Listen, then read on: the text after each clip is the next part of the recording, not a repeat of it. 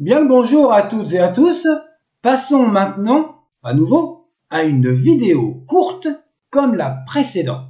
Nous allons découvrir les formules numéros 60 et 61. Ce sont les paragraphes 42A, B et C. Et le titre, c'est la présentation du lin. La formule numéro 60 n'est connue qu'avec Pépi II. Que tu sois annoncé en raison de l'œil d'Horus. Un vêtement idmi divin. Et la formule numéro 61, au complet, n'est recensée que dans la pyramide de Net. Parole à prononcer. Osiris Net. Prends la cuisse de Seth qu'Horus a arrachée. Le vêtement idmi divin. Passons maintenant à la note numéro 83. La formule 60 commence en lacune. Ensuite, nous avons souk, que tu sois annoncé. Pour ce qui est de la grammaire, c'est la forme sedjemouef de la vidéo 150, à la note numéro 6 pour la voix passive, mais aussi le prospectif sedjemouef de la vidéo 146, à la forme autonome. Cela donnerait « puisses-tu annoncer ».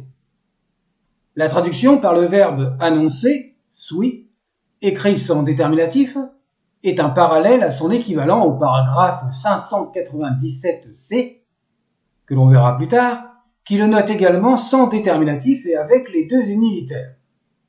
Il n'y a aucune autre attestation d'un verbe ou d'une variante dans les textes des pyramides avec uniquement les deux unilitaires S et OU, excepté donc au paragraphe 597C. À moins qu'il n'y ait une corruption du texte du scribe, ou un verbe, voire un substantif, qui finirait par sous. Et il est inutile de tous les citer, car rappelons-le, les déterminatifs peuvent être absents dans les textes des pyramides. Note numéro 84.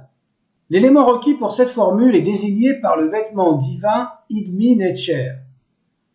Il est également dans la formule numéro 61 notée différemment, mais aussi dans la pyramide de Pépi II.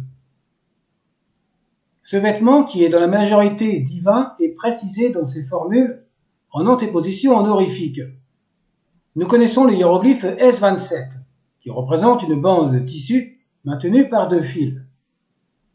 Dans la pyramide de Pépi II, le vêtement idmi est représenté par le S116, dont le maintien se fait par 4 fils. Dans notre version de Net, le S116 est surmonté du faucon sur son pavois. Ce hiéroglyphe est le G143. Le hiéroglyphe représentant les 6 fils du paragraphe 42b pour Pépi II n'est pas répertorié dans la liste de JSèche. Les nombreuses références du vêtement idmi indiquent qu'il est en lin, rouge, sombre et fin. Le souverain défunt peut se déplacer librement avec ce vêtement divin.